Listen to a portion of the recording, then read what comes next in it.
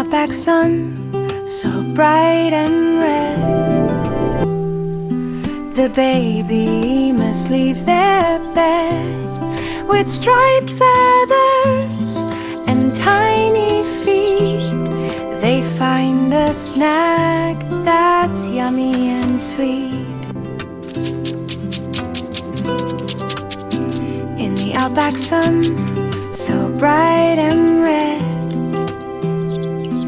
the baby must leave their bed with striped feathers and tiny feet. They find a snack that's yummy and sweet.